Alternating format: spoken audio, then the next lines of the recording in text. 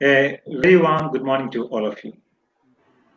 Your Grace, Dr. Josephma Dionysius, Metropolitan. Acha, can you hear me? Yes, Trimini. Dr. ROSAMMA PHILIP, today's resource person. Can you hear me? Yes, Trimini, we can hear. Yes. Okay. Audible. My sound is audible. Yes. Let's start, Trimini. Great morning to all of you. Your Grace, Good Dr. morning, Josephma ROSAMMA Dionysius, teacher. Metropolitan. Dr. ROSAMMA PHILIP, today's resource person. Reverend Father Kurian John, the Principal of MGM Public School, BHILAI, respected Vice Presidents, Principals, and teachers. Welcome to the Pedagogical Training Series organized by MGM Group of Schools. With the sudden onslaught of COVID-19 pandemic, when schools were forced to switch over to the online mode of teaching, there were lots of apprehensions and anxiety. From 3rd June 2020, we had conducted 20 webinars last year to help our teachers to effectively conduct classes on online mode. Though there were some initial glitches, I'm happy and proud that our teachers, in spite of all odds, have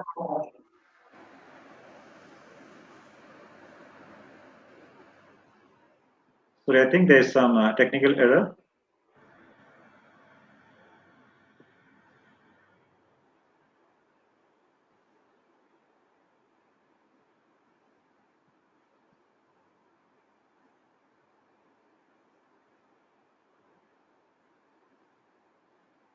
I hope it's resolved. Okay.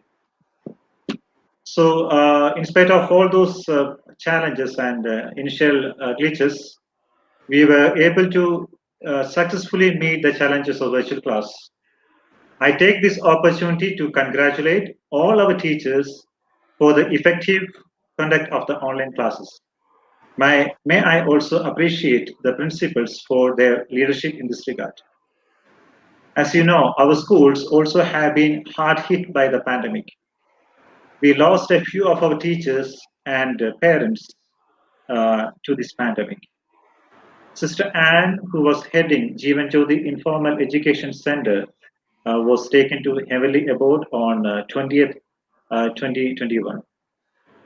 Let's pay homage to the departed and thankfully remember their valuable services rendered. I take this opportunity to express heartfelt condolences to the family and friends of our departed teachers and parents. Last year, the focus of our webinars was how to integrate technology on the teaching learning process. This year, we are emphasizing on how the classroom teaching can be made more effective.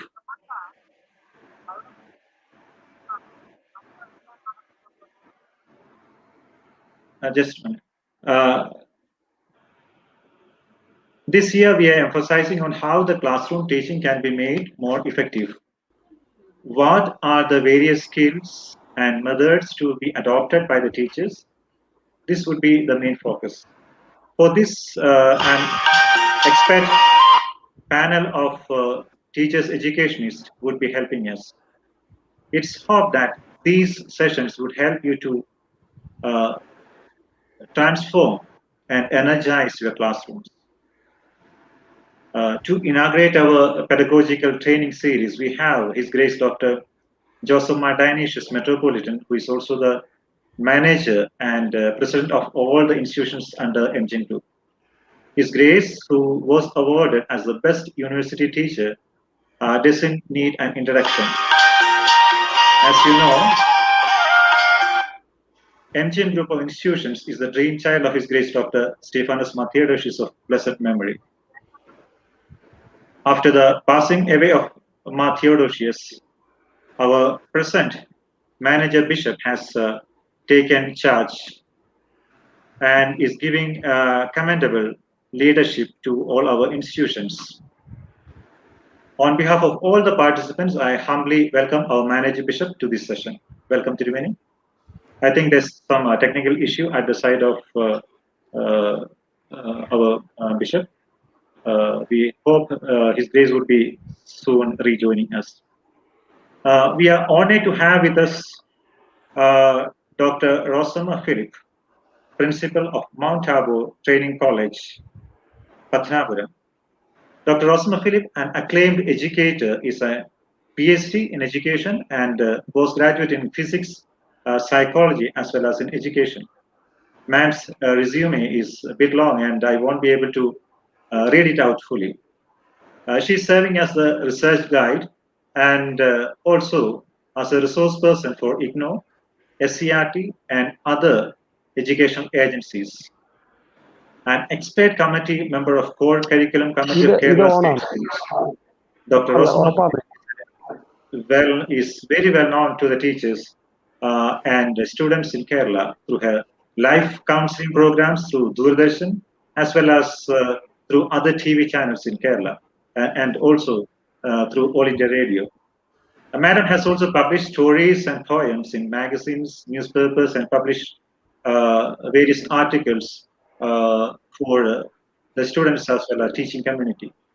With much enthusiasm and expectation, I welcome Dr. ROSAMMA PHILIP for the session. Welcome, ma'am.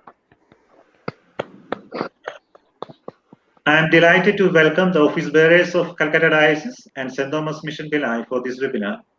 I also welcome Father Kurian John, the principal of MGM Public School BHILAI, and all other principals and teachers for this pedagogical training series. May I invite Your Grace, Dr. ROSAMMA Dionysius Metropolitan, to inaugurate this training series. Please, Tirumeni. Can you hear me? Yes, Tirumeni. Okay. Glory to the Almighty God, forever and ever. Amen.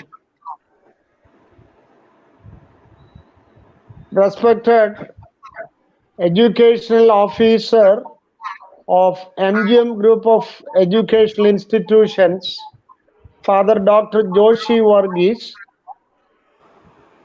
the education board members of Calcutta Diocese and St. Thomas Mission BHILAI, respected fathers, respected principals of various educational institutions, teachers, and my dear beloved resource person of today, Professor Dr. ROSAMMA PHILIP, a good friend of me. I am happy that this type of pedagogical series is being arranged by our education board.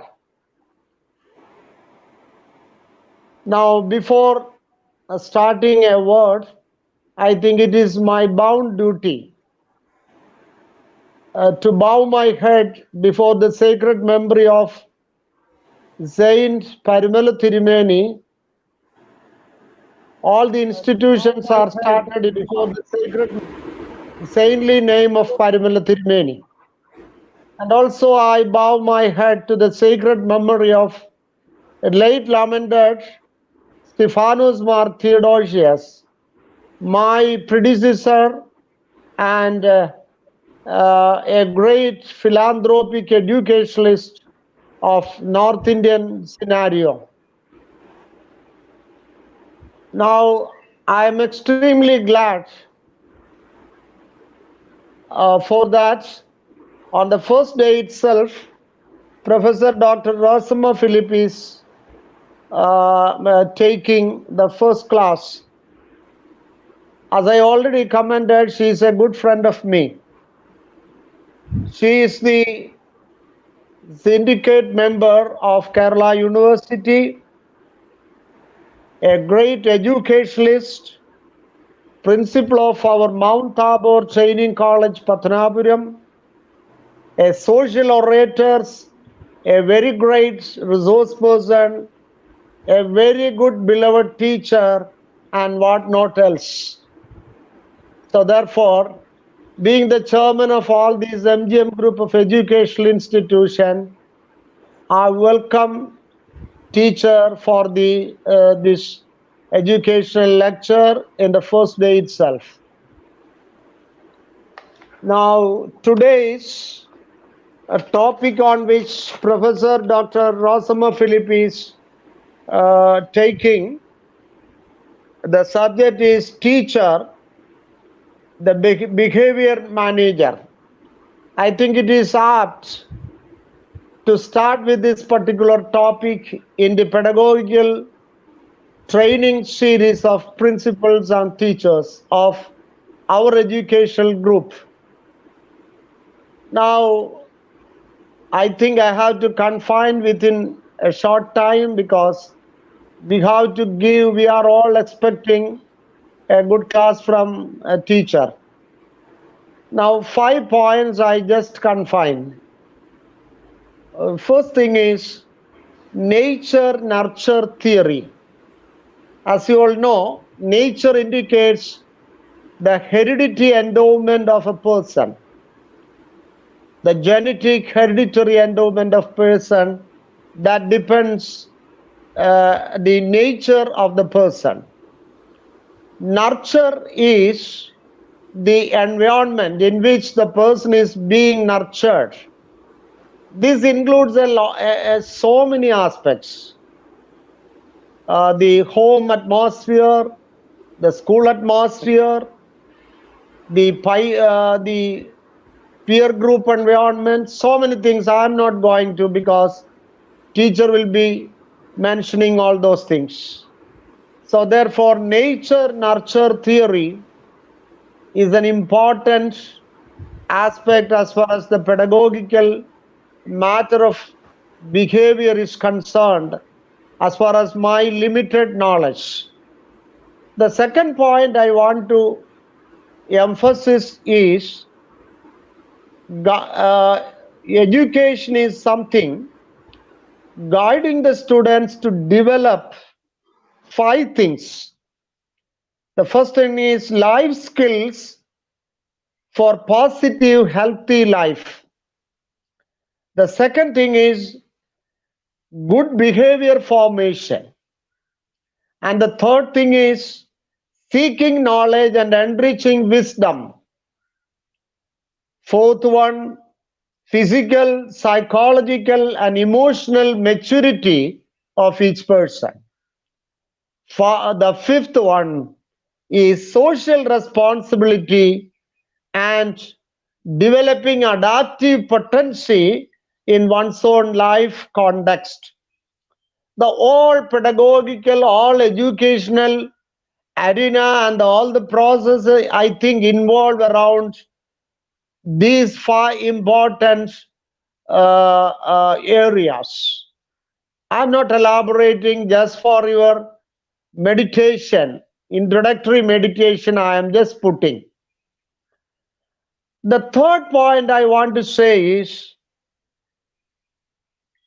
as far as the ancient Indian philosophical concept of life is simple living, high thinking, and exhibiting maximum moral value. This is the ancient Indian philosophical concept of life. Now, the education and the behavior formation are all, in one way or other way, directly or indirectly, is associated with this Indian concept.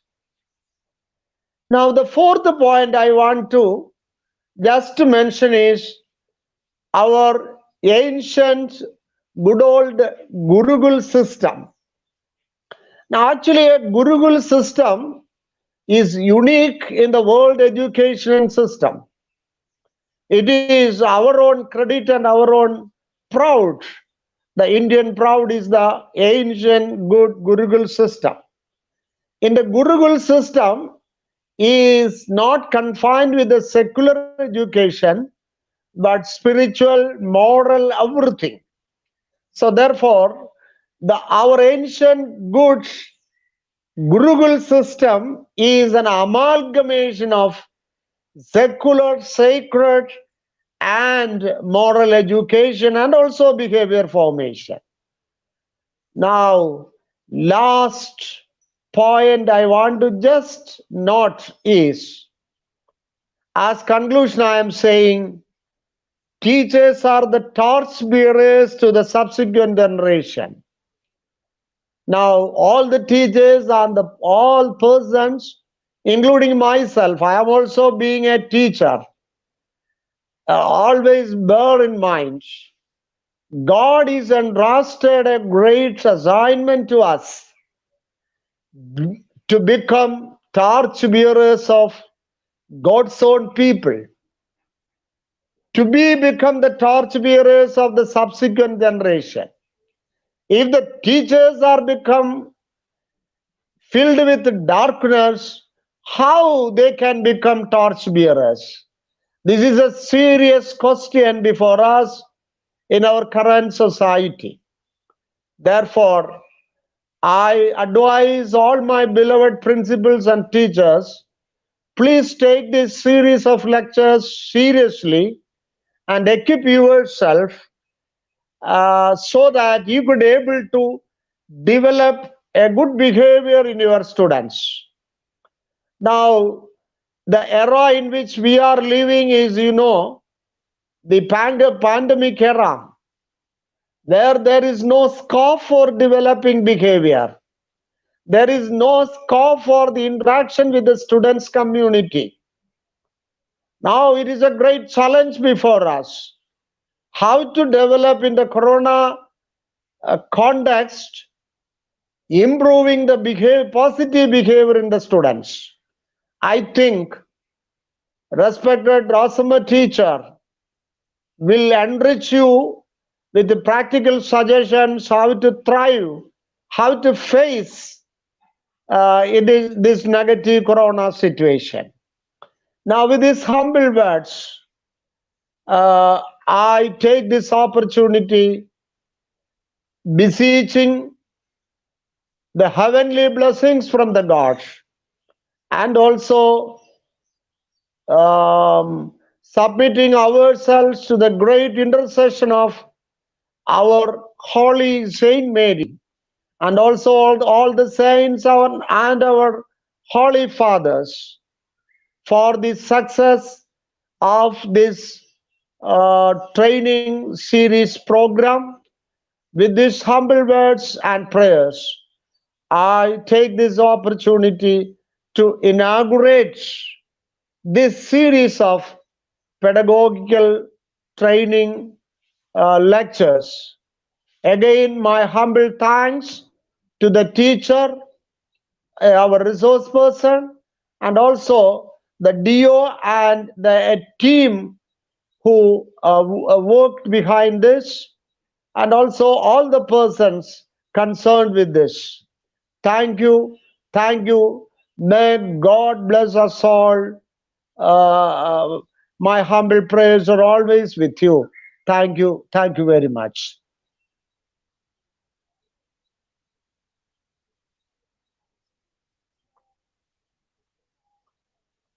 മക്കളെ കേൾക്കുന്നില്ല മക്കളെ മക്കളെ Father, please unmute yourself, Father. Thank you, Your Grace, for the motivating as well as the enlightening words. Today, we would be learning more about the various aspects of behavior management of the teacher as well as the students. I request our resource person to take over. Please, ma'am.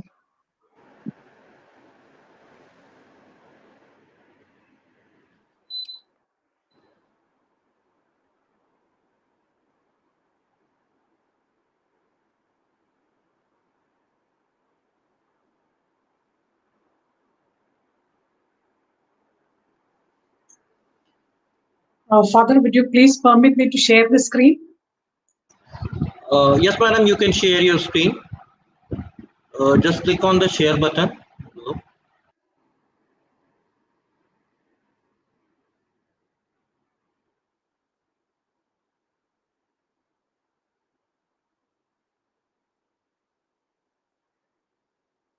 Is it visible? Yes, madam, it is visible. You can go full screen. Okay. Is it okay now? Yes, madam, it's visible. Continue. Thank you. Most respected patron of MGM Group of Institutions, His Grace, Dr. Joseph Mar Dionysius Metropolitan, Educational Officer, Administrator of the institutions, Reverend Dr. Joshi Burgess, respected priests, principals, teachers, and all of the participants, a warm good morning to all of you. It's really a pleasure that we are joining together to think about certain strategies to make our teaching effective, in spite of the different struggles we face due to COVID pandemic. And I'm happy that whatever things shared as the inaugural address by our Tirumeni, it actually gives the most important inputs to start with. We all know that we are going through the different challenges as teachers. Though we think about different behavioral aspects of teachers, different behavioral aspects of learners, it's not quite an easy task because the challenges are dynamic. For the past 1 year, we were unable to meet our students in the classroom in face-to-face mode. We were wholly depending upon the online mode. And what is the scope of the teacher to make behavioral changes then? So we are addressing different issues, but at the same time, we have to find certain solutions. As we all know, the new educational policy clearly states that the quality of education is decided by the quality of teachers, and hence continuous professional development is to be provided for teachers in order to satisfy the needs of the students, needs of the society, changing scenario. We have to update different professional development programs. At the outset, I would like to congratulate the organizers of the MGM Group of Institutions for organizing this continuous professional development program as a part of our CPD, that is denoted in our education policy, CPD, Continuous Professional Development Program. So I extend my congratulations and appreciation for the organizers for arranging such a platform to make our teachers more dynamic in the process of teaching. As commented by Alvin Toffler, the illiterates of the 21st century are not who can read and write, but those people who can learn, unlearn, or relearn. So the present century demands that we have to think about something above from learning, that is unlearn or relearn, in the sense that we have to refine or redefine the knowledge, the skills, the pattern of thinking, in all those things, so that we can accommodate the new generation thinking styles and modify their thoughts according to the needs of the society. So this is actually a relearning process where we all combinedly, collaboratively trying to redefine our teaching process to make it more effective so that the students get more benefits through our interactions. When we think that the teacher is an important behavior manager, as Kirimeni mentioned, when we link it with the nurture theory, the home, the parents have their own responsibilities in modifying the behavior of the children. But they send their children to institutions, to schools, with the expectation that the teachers can do a lot to modify their behavior. And I believe that even the deficiencies of the home can be compensated if there is a teacher who can understand, who can identify, who can guide the students. So the nurturing of the teacher in the classroom, that's our role, that's a responsibility to make their behavior desirable for the society. When we ask the question to our own self, what is teaching? What is the purpose of teaching? Ultimately, we get the answer for learning. For learning what? There are innumerable answers. For learning about the self, for learning about our peers, for learning different disciplines, for learning about the society we live, for learning about the Almighty, so that we get the right wisdom. So the learning is a broad umbrella where we can include a lot of aspects, and that is the aim of education, no doubt. But ultimately, the meaning of learning, or when we go through the different theories of learning, it all focuses upon one aspect, that is the modification of behavior. Learning is the process of modification of behavior among learners. Through learning, we can acquire knowledge, we can acquire understanding, we can develop different skills. But whatever things we possess, whatever degrees we own, whatever certificates we have, if our behavior is not appropriate, everything is useless. Sometimes we all have acquaintances with people who claim that they are highly qualified, but their behavior shows that they may be qualified, but they have no quality. Their behavior is not appropriate by respecting the dignity of human beings. So the behavior modification is the ultimate aim of education. That should be the focus of learning, so that we can live harmoniously in the society by including all other people, so that we can become the ambassadors of peace. We always measure or assess the behavior of other persons by observing their actions. What are their actions in interpersonal relationship? What are their actions while they come in a public place? Then only we can see their behavior. Otherwise, we are unaware of their behavior.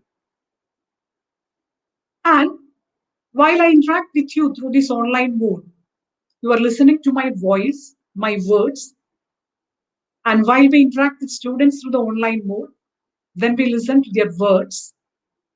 While we communicate through other modes, then we listen their words, their language. Of course, they are reflections of their behavior. And what is the basic prerequisite for emerging these words and actions? Of course, they are the thoughts. If a person have right thoughts, the words emerging from the thoughts will be nice. And the actions will be matching the thoughts. So this indicates that the role of the teacher is to create appropriate thoughts among the learners, so that they can use matching words. They can come into certain platforms where they can add something appropriate to their thoughts. So here lies the importance of developing thinking skills among learners. So the behavior modification starts from change in thoughts, developing skills for thinking. What are the best ways to change their thought process so that their behavior become modified? So whenever we communicate, whenever we transact the content of the curriculum, we try to impart thoughts for the learners. Those thoughts are the platforms from where their words and actions are to be emerged. And this will become the base of their behavior. So this is the most important point to be borne in mind, that our responsibility is to create good thoughts for the learners. That clearly implies that the teacher should be a person with good thinking skills, higher order thinking skills, and good thoughts, good words, and appropriate actions. We all are familiar with the different roles of the teacher, multiple roles of the teacher. Traditionally, we say that the teacher should be a friend, a guide, a philosopher. Many other duties are added recently, like teacher is a mentor, teacher is a facilitator, teacher is a scaffolder, like that. When we resort to constructivism as the most important philosophy of modern days learning, teaching, we say that the teacher should be a scaffolder. When we link or integrate the different components of personal attachment or nurturing aspects, then we say that the teacher should be a mentor, a co-parent, who help the learner to attain physical, emotional, social, intellectual maturity. So in that sense, we act as a co-parent, that is mentoring. When we come to the different aspects of behavior, we have to think, or we have to add some other roles as a behavior modifier, a behavior interventionist. A good teacher is a person who intervene appropriately at the right time. That right intervention will be a leading point for the student, and that will be an asset for him for his whole life. And the teacher is supposed to be a behavior strategist. While we interact with the students, we have to change strategies continuously so that we can satisfy their needs, their requirements. So different strategies are to be planned and are to be executed for behavior modification. So behavior management is a combination of all these roles by a teacher to modify the behavior through appropriate intervention by executing the most appropriate strategies matching the individual learner. It's a fact that every child is shaped by the mind of the teacher. Or it is the expectation of the society that the teacher can mold, shape the character, the personality of a child.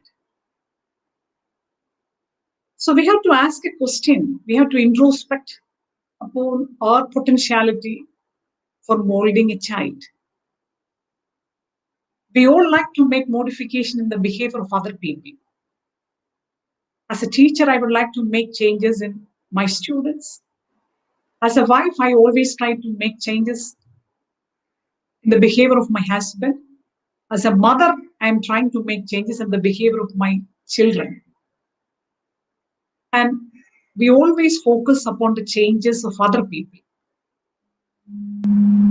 But the most important aspect of behavioral change is that the change should start from within. So the first part of our discussion will be focusing upon the behavioral change of the self as a teacher. So when we come to behavior management, we have to split it into two: the teacher behavior and the learner behavior. We focus upon the learner behavior. We wish to make changes in the learner behavior. Do we have the right for that? What is the student's assessment regarding the teacher behavior? Do they believe that the teacher can make changes in their behavior? So what is the basic behavioral elements of me as a teacher in the classroom. If I identify that something is to be rectified, of course I have to change that. Then only the learner behavior will change. So let us introspect the self so that certain aspects of the behavior is to be redefined or refined so that we can make use of maximum treasures that lies within.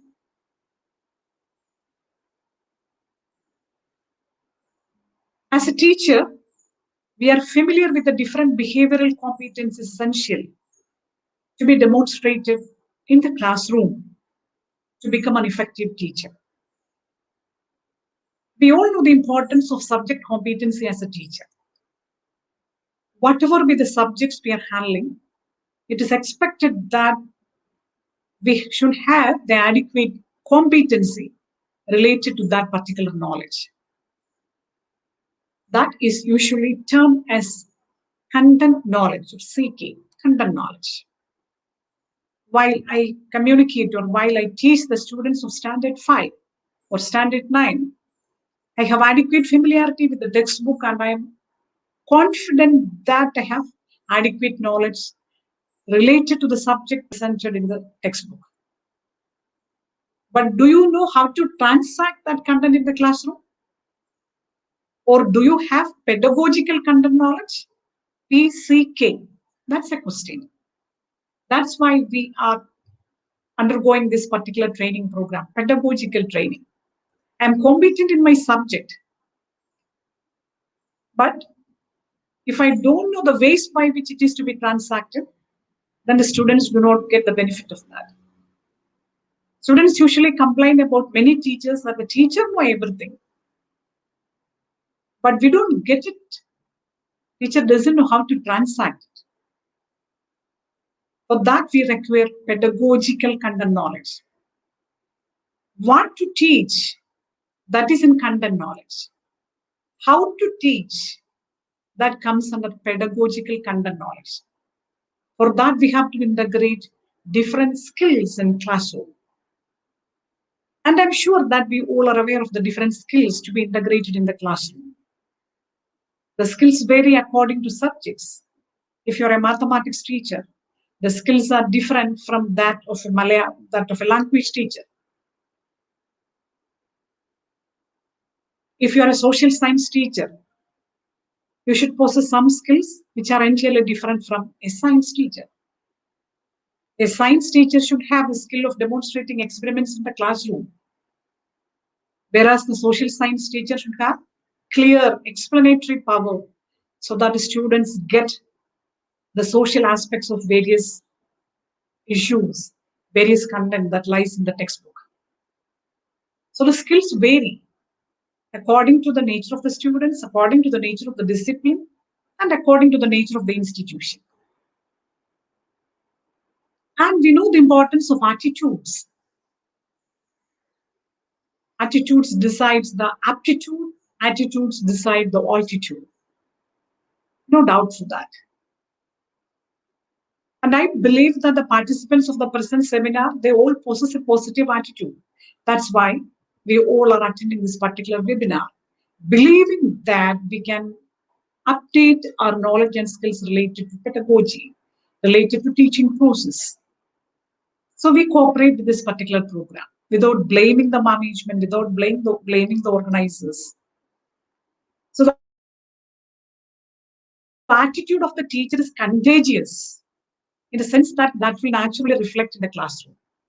The attitudes and values of the teacher, that's right, attitudes and values, both are contagious. A teacher with positive attitude, a teacher with good values, while interacting with the students can naturally inculcate those attitudes and values among the students, and that will be reflected in the classroom. The students also will have the tendency to develop positive attitude. And by listening or by continuously attending the classes related to values, they will try to internalize those values and they will try to practice this in their life. So these things are very important. And finally, the performance is just like Trimeni said, it's an amalgamation. of knowledge, skills, attitudes, and values a teacher possesses. If I cannot perform well, naturally the students will complain about me. So the way of performance is very important matter, the way by which I express my language, the way by which I communicate in the classroom, the way by which I use my boards, the way by which I use the technology, the way of asking the questions, the way of assessing the students, the way of providing feedback for the students. All these are part of my performance. So the knowledge, skills, attitudes, values, and performance are the essential behavioral competencies to be possessed by a teacher if a teacher wants to make modification in the behavior of the learner. We expect that the student should possess knowledge, skills, attitudes, values, and they are to become good performers wherever they are. These are certain outcomes of our teaching in the classroom, right? While we teach in the class, while we transact the content, while we make certain co-curricular activities, what is the purpose? These competencies are to be developed among the learners too. We expect that the students will become good performers in any field, any employment fields, wherever they are. So these competencies are essential for the students. So these are the essential attributes to be developed among a school student after the completion of their higher secondary education. So if we want to develop these competencies, it is assumed that the person handling these students should have these competencies, no doubt. So we have to check whether we possess all these essential attributes as a teacher so that we have the right and responsibility to develop these competencies among the learners. When we analyze the practical aspect of behavior, how do we think about, assess the behavior of a student in my class? What I see from my student, what are his expressions and reactions in the class? What I hear from his conversation? And what is my experience with my student? This all will give a summary of the behavior of that particular learner. And I make certain remarks based upon these aspects of behavior. See, our expressions and reactions that are visible for other people. So what others see, what others hear, and what others experience from me, that decides the behavior. So the expressions, the reactions are to be modified. They are to be refined. They are to be emerged from good thoughts, as I have mentioned earlier. See, when we analyze the process of behavior of a person, there are certain overt behavior and covert behavior. What is overt behavior? The behavior that is visible for us. We can see the smile of a person. We can see the tears. We can see the sad face. We can see those different behavior that is expressed by a person. But what are the invisible behavioral patterns? We all possess different covert behavioral patterns. Sometimes other persons cannot understand what are the thoughts that lies within me. I do not express it. So this overt-covert conflict is an important challenge that we have to address while we interact with other people. See the figure there. What comes out from the person is very nice. It seems nice. So the overt behavior is very nice, very pleasing, very peaceful. The words are very sweet. But when we come to the covert behavior, see, that is venomous, just like a snake.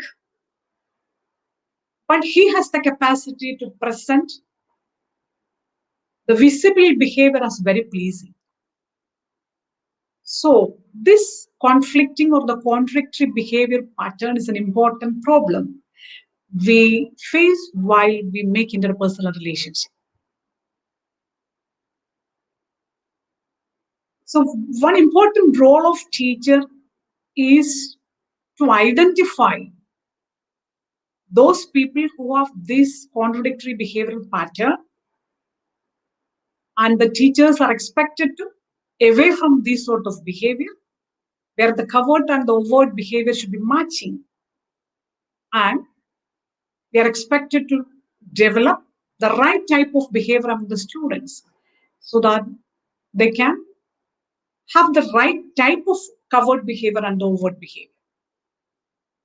One important personality theory is there by Raymond Cattell, and he has proposed that in all human personality, there are different traits like, say, happiness is a trait, aggressiveness is a trait, dynamism is a trait, kindness is a trait, sincerity is a trait, cheating is a trait. Different personality traits are there for people. And he classified all these traits to two aspects. One is the surface traits and the other is source traits. From the word itself, we can identify what are source traits. Source traits are the traits that lies in the source of the human individual. They are the determining factors of the personality. And the surface traits are the traits that we express through our reactions. That is at the surface level. So when we come to this particular theory, if a person has a different source trait, entirely different from surface trait, it is very difficult to understand that particular person. So the duty of the teacher is to develop appropriate, positive, desirable source traits among our students. While we handle children of primary school age, the moral development takes place below the age of 12, 10. We know it. So the role of the teacher at that level is to develop the most appropriate source traits at that stage. If it is possible to develop those traits there, naturally, when they come up, when they become an adolescent, when they become a young dynamic person, the surface traits will be nice. So those surface traits are to be emerged from the real surface traits. Then this overt covert behavior conflict will not be a problem for us. So the duty of the teacher is to develop, inculcate the most desirable source traits among the students so that they can have a mature personality, an integrated personality, where they are able to present the surface trait in a very pleasing way. And as a teacher, I have to identify whether my source traits are my surface traits, whether I am able to express my reactions, my thoughts and words according to my source traits in a desirable manner. And when we come to the teacher behavior, I would like to bring your attention to the most interesting fact that there are some aspects which are not in our control. The behavior of a person can be modified, can be directed, but at the same time, the physiology has a lot to do with the behavior of a person. All our actions, all our reactions are directed and regulated through the reactions of the endocrine glands and the nervous system. There are hundreds and thousands of neurotransmitters continuously working in our brain. And those neurotransmitters present our reactions and expressions that regulate our actions in a particular situation. And we are familiar with the hormones. There are some happy hormones like serotonin, dopamine, oxytocin, and endorphin. And there are certain stress hormones like adrenaline, cortisol, like that. And as a teacher, if my neurotransmitters are in a particular direction that generate continuously stress hormones, I will be a stressful teacher. My behavior will be highly stressed, and that will be reflected in the classroom. And that stress hormones will be developing among the learners too. We all think about happiness curriculum and stress-free educational programs. So what about the stress hormones of a teacher? That is to be identified. So if our endocrine glands and nervous system is not functioning properly, naturally that will affect our behavior. As a teacher, if you possess this serotonin, dopamine, oxytocin, endorphin level in a moderate way, you will be very happy. You will be very active. You can make pleasant interaction with your students in the classroom. So, as teachers, we have to think about our own physiological well-being. We have to give due importance to your lifestyle. Is there any shortcut to develop these happy hormones? Any theory will help us? No theories. We have to give due importance to our health, no doubt. Eat properly, exercise regularly, think appropriately, and do nice activities. This will help us to generate these happy hormones, and that will regulate our behavior too. So when we try to make changes in the behavior of individuals, we have to give importance to their physical health or the wellness aspects too. So when we come to the classroom, if a student is continuously making problems in the classroom, sometimes it may be related with their physical or physiological aspects. If a student is continuously sleeping in the classroom and seeming very tired, exhausted in the classroom, of course that is related with certain functioning of the glands, malfunctioning of the glands. So a society with adequate physical health is a prerequisite for good behavior. So my request is that we all have to give importance to our physical health and wellness so that the behavior will be appropriate, so that we can guide our students to maintain a good physical health. So the lifestyle is very important in deciding the behavior of a person. And of course, these hormones regulate our attitudes too. We all like to develop teaching aptitude, and a teacher with maximum teaching aptitude can teach effectively. Students try to develop many skills and talents from the teacher if the teacher possesses a good aptitude. But this aptitude emerges from the attitude of the person. We all are familiar with the different attitudes, different types of attitudes, positive attitude, negative attitude, and neutral attitude is very familiar for us. Visualize our classrooms. There are some students who are always positive. They regularly attend the classes. They do their homeworks well. They try to obey all the rules of the school. They progress accordingly. They have a positive attitude. There are students with negative attitude. They don't believe in their potentialities. They don't believe in the potentiality of the teacher, the interventions of the teacher. They don't feel that education is something valuable for them. So they give less importance to academic progress or academic aspects.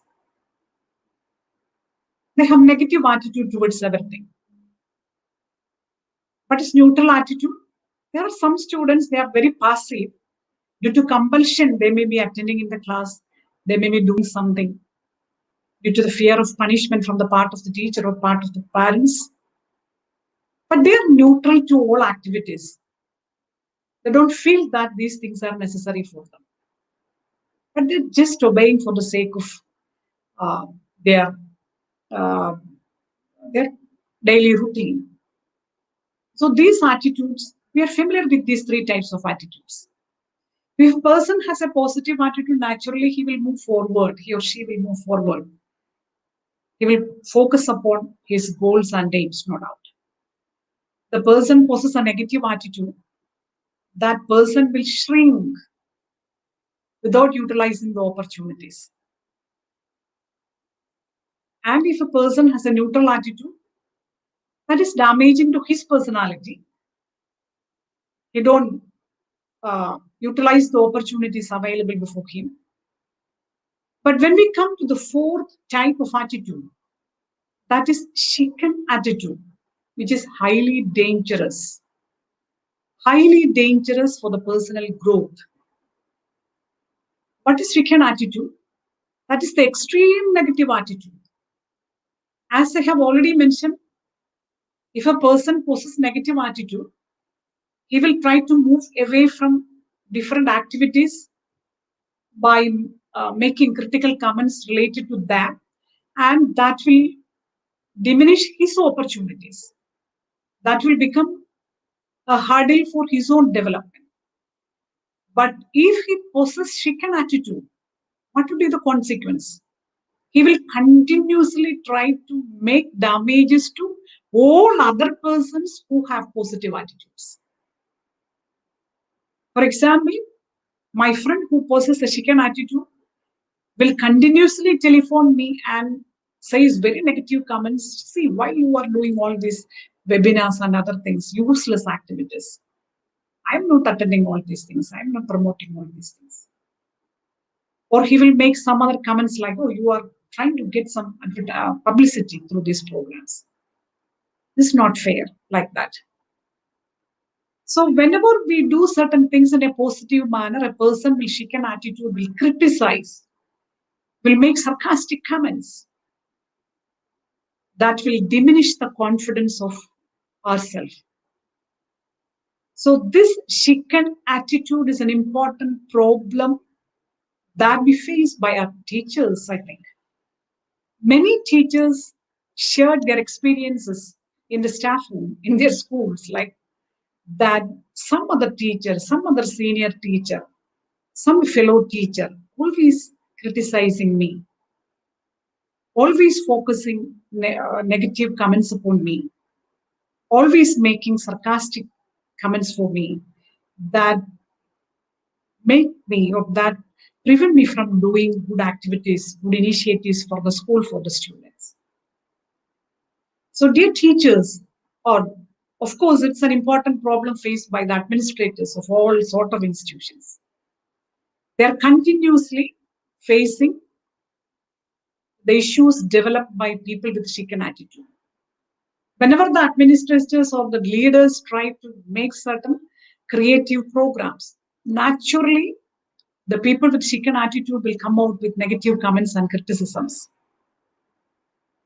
So we teachers have to modify the self in the sense that we have to wipe out the elements of chicken attitude from the self. And we have to come towards positive attitude. If you feel that there is a fellow teacher who possesses chicken attitude, you may love him, you may include him, but never believe or never give importance to the comments made by that particular teacher, because that will damage your self. So this nature of chicken attitude may become a personality trait for that particular person. It is very difficult to change that unless he become aware of that. So ignore the comments of those persons so that we can progress positively towards the aim. Sometimes it is necessary. This sort of ignoring of destructive criticism from other people is to be avoided. Constructive criticism from other people, from our friends, from our administrators, from the managers, all those will help us to proceed. Whereas constructive criticism from chicken attitude people will damage the confidence that lies within us. So as teachers, we have to develop our attitudes to a positive manner. We have to develop optimistic thoughts so that we can transact it in our classroom. How do we assess the behavior of a person when another person communicates with us? We assess the language used by that person. Quite often we said that, oh, I am insulted by the words told by her. How do we say that I'm getting insulted? I feel insulted because of the words used by that particular person. So the language has a significant role in behavior. The role of the teacher is to develop the most appropriate language among the students. So if we believe that that's our responsibility, the language used by the teacher should be appropriate. While we are in a classroom for a period of 15 minutes or 40 minutes, 95% of the time is through verbal communication. So the words, sentences, phrases, as a whole, the language used by the teacher is continuously bombarding the learners. If the language is good or bad, but whatever it is, the students will try to internalize that. A teacher with a good language is, of course, an asset for the students. If the teacher continuously uses bad languages or meaningless vocabularies or sarcastic comments, naturally the students will try to follow that. Teachers have the tendencies to use interrogative, judgmental, evaluative, critical and cynical comments always using related languages or related words. And this sort of language is always problem generating. We are supposed to be problem solvers, no doubt. A teacher is supposed to be a problem solver. The society expects a teacher as a problem solver, and that's why they are approaching us for solving different issues, their personal issues.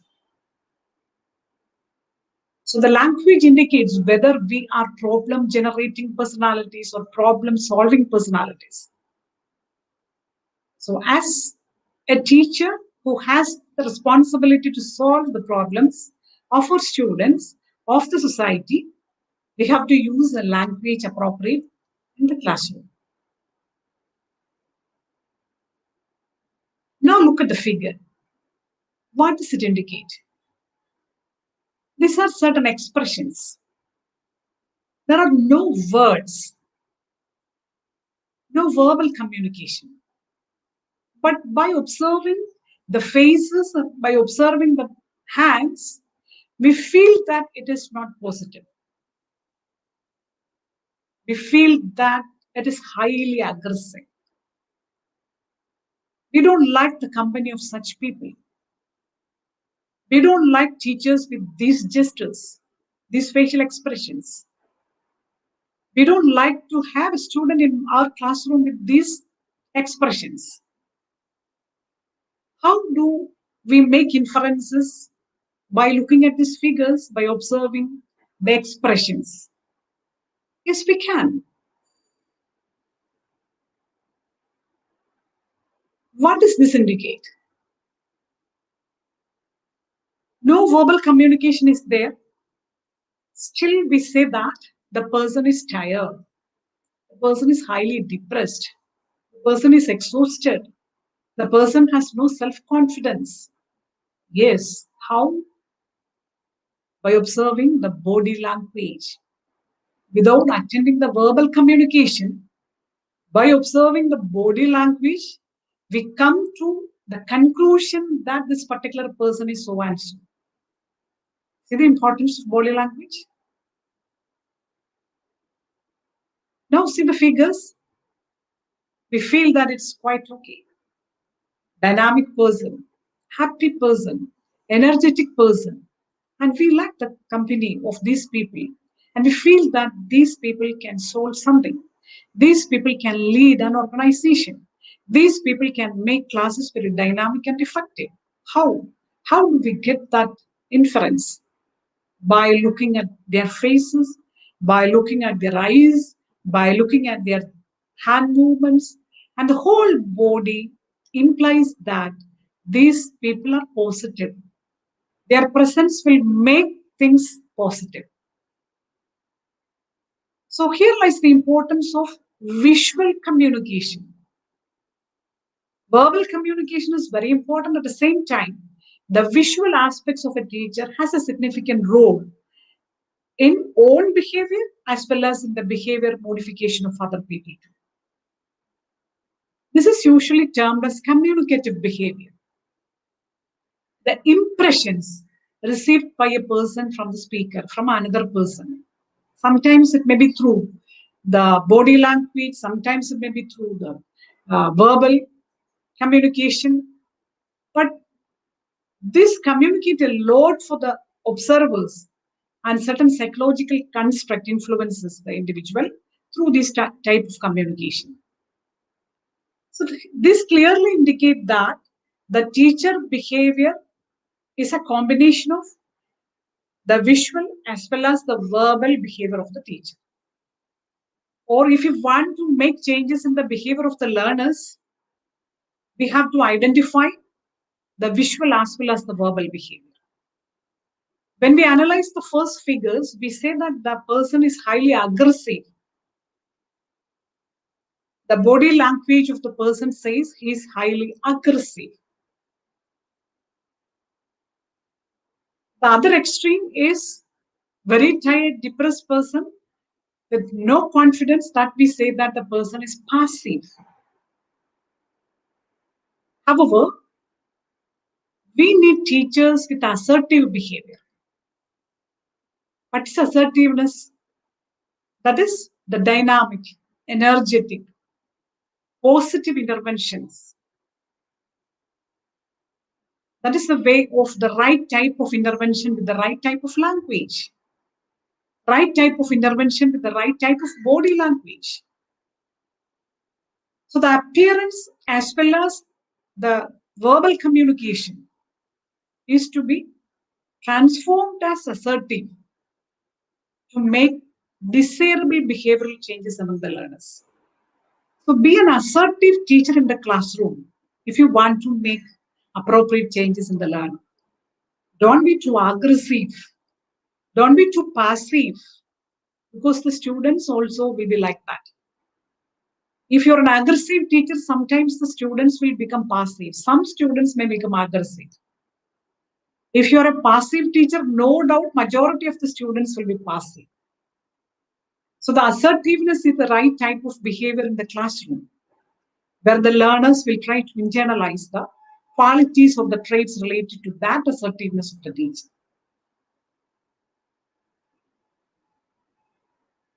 How the non-verbal communication become effective?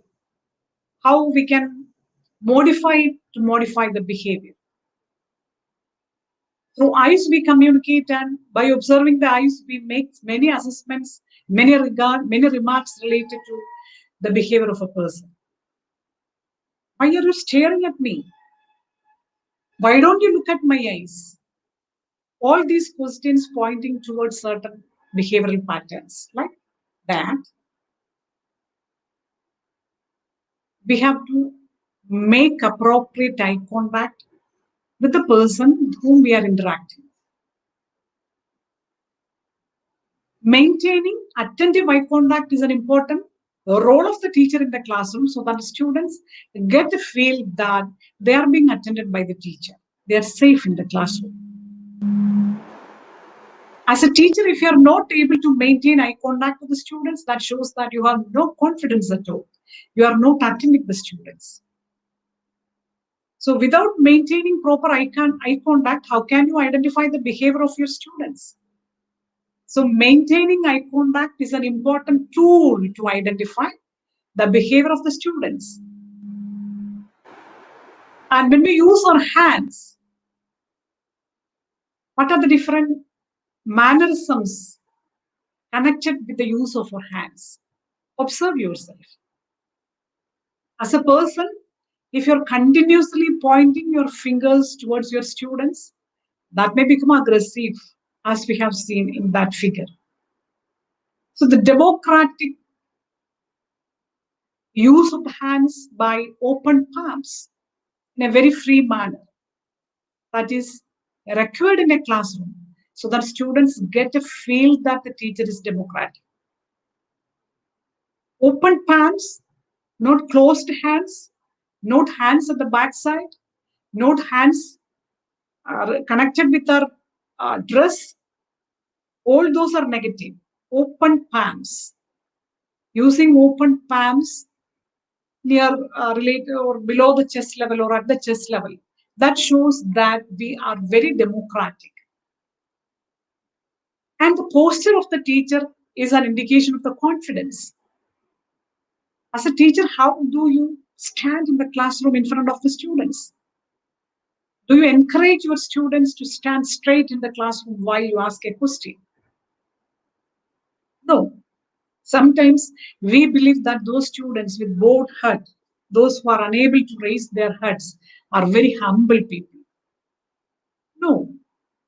We have to encourage our children to stand straight.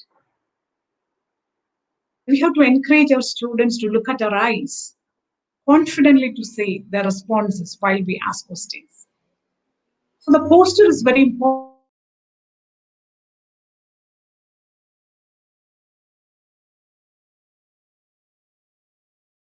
among our students. Being a teacher of higher education, see, all of my students have minimum 1 PG. And while they communicate with me, they all have their own apprehensions related to their confidence level. Mom, I am unable to speak in a stage.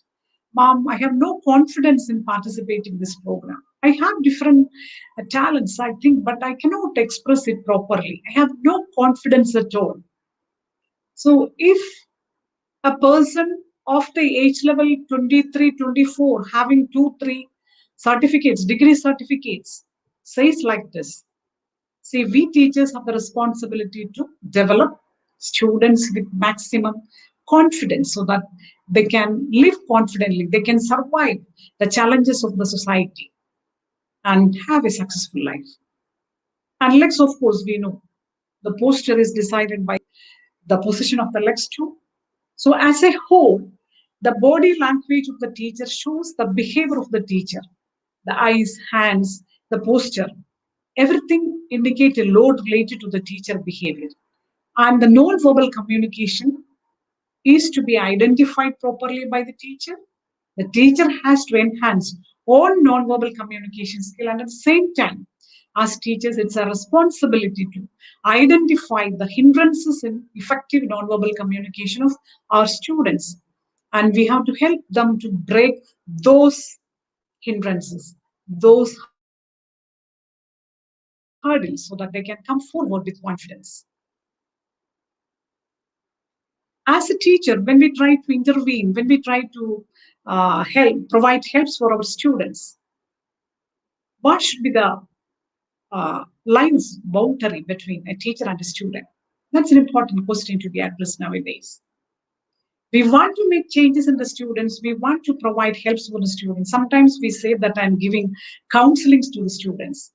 It's good, no problem. But there should be a permissible boundary in teacher-learner relationship. Our aim is not to promote or encouraging students to depend me as a teacher more and more. No, it's not my aim. My aim should be guiding them to become independent problem solvers. Problems are very common in our life. Each day we have to face different sorts of problems. So whenever a problem comes, if a student is not possible to solve it by himself or herself, and she's depending the teacher for a solution, that is to be discouraged. We can provide helps, no doubt. We can render our guidances, we can give directions, we can give different options as solutions, but the decision to find out and select a solution is by the learner. So helping the learner to become independent problem solver, that's our aim. So don't make them dependents of teachers. We are not supposed to available 24 hours for them to share their problems. No, there is no need for that. The students should have a feel that the teacher is approachable, teacher is patient, teacher is a good listener, teacher can help us. All these are good feelings that can be generated by a teacher. But whenever we interact with them, we should have the skill of termination. At what end we have to terminate? At what position we have to help? At what position we have to provide solutions? So always think about this sort of boundaries in relationship. Otherwise, that would make damages to teacher-learner relationship. We all are familiar with the concept of ozone umbrella. And we know ozone umbrella is the most important protection for the whole Earth planet, for the whole planet. And it is O3. Oxygen content is high. And where is ozone umbrella? It is in the stratosphere. And if it comes down, if we believe or if we say that, oh, it has more oxygen, O3, it's very nice, let it come down. No. Then ozone is highly poisonous. No grass will grow here. So teachers are like ozone umbrella. We have to sit at the right position. Then it will act as an umbrella for the students, protecting them from all sort of ultraviolet rays that are damaging for them. But there is a height to be followed. Otherwise, it will become poisonous for the students. So always maintain the appropriate teacher-learner relationship. Now let us come to the classroom. Now we have the potentiality, we have the responsibility to make changes in the student behavior. We believe that we can change our own behavior patterns as teachers, so that way we can make positive interventions among the learner. Now we come to a classroom. When we come to a classroom, if there are students 20 to 40 or 50, whatever it is, the physical set of the class has an important role in managing or in regulating emotions of the students. Environmental psychology says that a classroom with adequate sunlight and proper air circulation, that is required for the students to sit comfortably in the classroom. Suppose the class is darkened with not adequate windows and there are no proper furnitures, the blackboard is not visible for the students, not adequately ventilated to get air circulation, then naturally after 10 or 20 minutes, the students will make certain problems in the classroom. Class will become noisy. So when we think about the teacher behavior and the student behavior, as I have mentioned, just like your physical wellness, there are certain external factors that control the behavior of a student as well as the behavior of a teacher. So we have certain limitations in making modifications in the physical set, but ensure that the class is well lighted and good air circulation is there. And the students are sitting with appropriate facilities, with adequate space for sitting. There are spaces for placing their bags, for placing their notebooks like that. Otherwise, the class will be disturbed and the teacher will be disturbed in curriculum, in content transaction. And when we come to the nature of the class also have its own role in the behavior modification. We all are familiar with two types of classes. One is the teacher-initiated classes, and the other is the student-initiated classes. Teacher-initiated class is the class where the teacher has the prominent role, and the student-initiated class is that class where the students are actively participating, and the teacher is a manager or a facilitator in the classroom. According to these two situations, the behavior patterns are different in the class. In a teacher-initiated classroom, teacher being the most important person handling the class by communicating continuously in the class, students are observers. Students are continuously observing the teacher. And here, the teacher behavior is very important. What are the factors on which the observation are focused? Students are observing the facial expressions of the teacher. Students are observing the language used by the teacher. Students are observing the dress of the teacher. Students are observing the body language, the style of walking, the style of interaction, everything. So in a teacher-initiated classroom, the teacher behavior is very important so that it is to be pleasant for the learners. Otherwise, they won't attend the class for a longer period.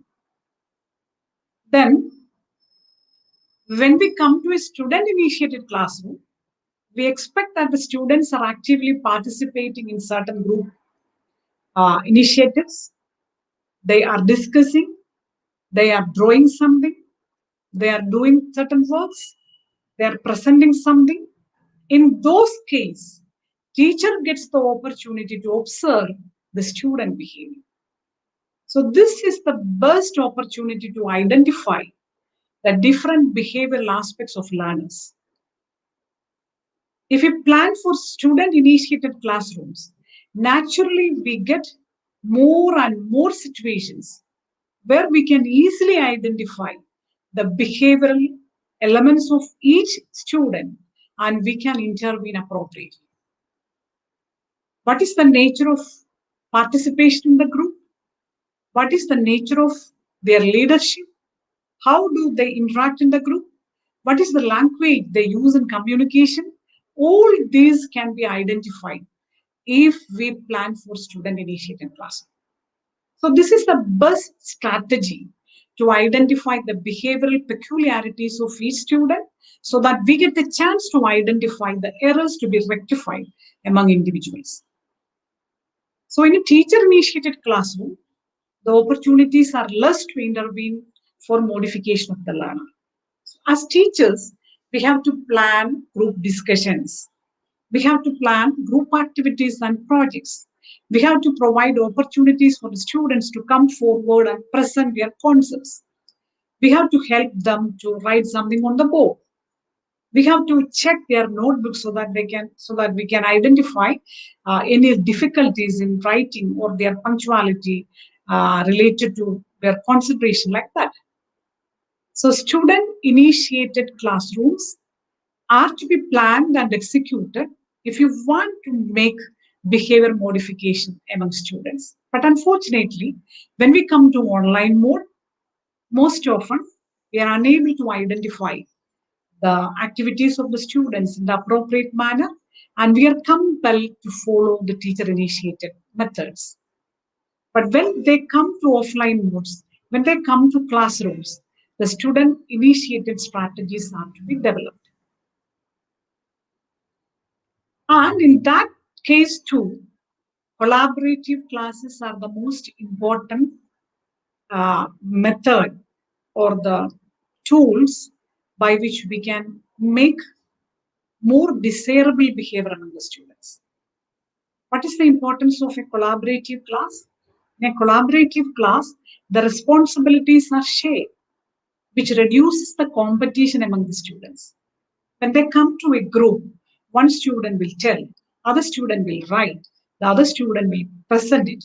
So they clarify their doubts by discussion. They get an opportunity to express their emotions freely in the group, and these will reduce competitions. Instead of that, if we are encouraging individual activities, individual assignments, naturally the competition will come up. And wherever there is competition, naturally there will be certain types of behavior that is to be discouraged. So we have to think about collaborative classrooms where the learners with different potentialities, different talents, different skills come together and they accommodate themselves by identifying the deficiencies, the weakness, and the strength of their own friends. So these sort of peer group activities are to be encouraged so that the behavior become more pleasing or the modification is easier in the collaborative classroom. When we come to the classroom, the behavior modification is an individual activity, no doubt, because the behavior is an individualized trait. My behavior cannot be compared with the behavior of another person. Each person is a unique individual. So when we come to the classroom, teacher as a behavior manager should have the awareness that the individual differences are to be identified and are to be addressed. Each student has his own potentialities, his own weakness, his own challenges. But each student is a unique person. We can identify many, many positive elements, and through the promotion of positive aspects, we can gradually diminish or reduce the negative elements among the students. So we have to identify the individual differences, and we have to plan strategies to solve individual problems to make behavior modification. The most important difference, though there are physical differences, differences in their family background, right? But when we come to classroom, we know the result of the student, the academic progress of the student is closely related to cognitive competencies. This is the basic reason behind the difference in the output of the students in the classroom. Though we are transacting the same syllabus, using the same textbook, using the same teaching methods, and we conduct an examination, the question paper is same for all students, but the answers will be different, the marks will be different, just because of the differences in the cognitive competencies. The ability of each student in perception, memory, thinking, and the use of language is different while they present their information in the classroom. So identify the fact that the cognitive competencies are different. Some have the high talent, high skills, high intellectual potentiality of perception. Some have very good memory power. Some have good thinking capacity, but they are not able to retrieve or present things appropriately.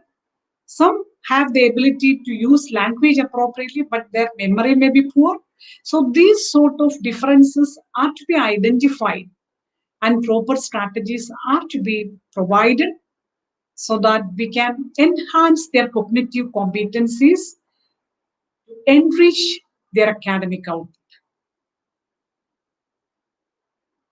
What are the different strategies that we can follow in the classroom to make their behavior desirable for the society?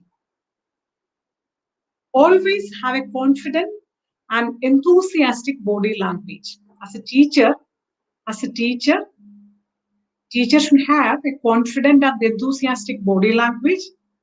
The teacher should always encourage students to develop confident and enthusiastic body language. If I feel that some students have a body language which is not appropriate, then I have to intervene properly. I have to correct them so that they develop a confident body language. And as a teacher, this is very important that whatever be the level of confidence or enthusiasm, you display through the body language. Visible kindness is very important in a classroom. Who is an approachable teacher? An approachable teacher is a person who possesses visible kindness. So be a person with visible kindness. How do you check your kindness, whether it is visible or not? You can identify it. Now, we know the different sorts of selfies are available. Take it and look at the facial expressions, whether it is aggressive, whether it is appealing for the students, or whether it is with visible kindness. We expect that our students should be highly motivated. The words that comes from the students should be filled with optimism. That's our focus. So as a teacher, I have to use my words filled with motivation. What is your ability or intervention to motivate your students in the classroom? We have to appreciate all sorts of good deeds. Discipline is a procedure whereby we start with punishment. No, never. Discipline is a procedure that always starts from encouragement and motivation. Then comes punishment. So good things are to be motivated. Good activities are to be motivated. Appropriate behavior is to be motivated. This will gradually give a thought for the learner that, oh, these things are to be encouraged. These things will get appreciation. So all those things which doesn't get appreciation are to be eliminated. That is a part of our moral development. So as a teacher, we have to motivate our students. We have to praise our students. We have to appreciate the good words and deeds of the students in our classroom. And when we try to motivate our students with these words or deeds, that is usually termed as extrinsic motivation. The students get a motivation externally from the teacher. That is actually a need for all human beings. We all like praise words from other people. We all like motivation, inspiration from other people. And this will enhance our confidence.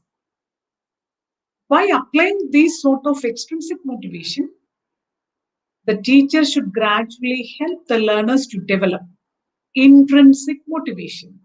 That is the motivation within the self. Through extrinsic motivation, the students finally get a thought pattern that, oh, I have to study properly. I have a goal in my life. I have to reach up to my heights. I have certain ambitions. I will study well. I will obey the rules of the school. I will respect my teachers. I will respect my family members. I will do something for the society. All these are emerging from the intrinsic motivation. So the aim of the teacher in the classroom is to develop a student community with intrinsic motivation. Establish rules for individual behavior plan. What is the way of creating individual behavior plan? In all schools, we have our own code of conduct so that the students should follow it. But we have to follow these, establish the rules in advance so that the students get a chance to follow it properly. When we come to these online modes, we know that we are not familiar with these sort of rules while we attend an online class. Gradually, after 1 or 2 months during the last year, we have come to the fact that we have to establish certain rules. The students are not attending, they were not joining the classes at the right time. Some have no videos, some are not wearing uniforms, some are not taking notes at the right time. All these have identified gradually, and we were able to make certain rules for individual behavior plan. Without these plans, we cannot implement discipline in the classroom. We cannot make changes in the behavior pattern. Always provide optimal freedom of participation in the classroom. See, whenever I get an opportunity to interact in the classroom, the words, the actions, all those I express in the class is an indication of my behavior. So if I don't get an opportunity in the classroom, how do other people see my behavior? As a student, if I don't get a single chance in the classroom to express my emotions, my words, my thoughts, how do the teacher can intervene? No, never. So get the students a feel that the teacher is very democratic and I have the opportunity to express myself in the class. So through that, the teacher can identify the behavioral aspects and make modifications. Get feedback and provide feedback is the best tool for behavior modification. We all like to provide feedback. As teachers, we always try to give feedback to other people. But how often we try to get feedback so that we can make modification in our own behavior? As a teacher, after 2-3 months or after 2-3 classes, you can ask for a feedback from the students. Dear students, do you need any changes in my class? Do you need any sort of changes in my approaches? Do you require more time for writing the notes? Whether my sound is audible for you? Do you like my language? How do you feel about my handwriting on the board? Do you want me to interact with your parents? Yes, of course, we have to collect the feedback continuously. And these feedbacks can be used as a tool for modification. And at the same time, we have to provide feedback to our students so that we can make changes in behavior. This is not good. You are bad. These are not the ways of approaching the students. I expect that you can do this. But unfortunately, your behavior was not like this. I have a belief that you can do this. This should be the way of approaching the student. Don't try to victimize them. Always display your confidence and belief in your children. I strongly believe that you have the potentiality to do this, but you didn't utilize your talents in doing this assignment. Try more. Do once more. You can do it. So this should be the way of providing constructive feedback for the students. Try to redirect disruptive behavior through kinesthetic activities. As I have mentioned earlier, the individual differences are there according to the personality traits or according to their physical or organic disorders or according to certain family background or cultural background. Students are different in their behavior. And there are some students, they are making disruptive behavior in the classroom, which should not be encouraged. But whenever we try to continuously intervene in the classroom, that will minimize our time of interaction for teaching or for positive interventions.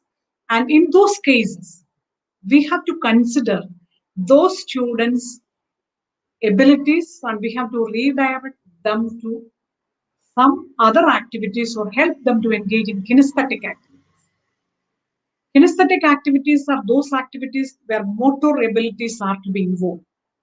Some students, they like to engage in certain activities where their motor skills can do well, and we have to encourage that. So if I assign a student for that, you come and arrange this class by making changes in the desk and benches. You come and please stop the board.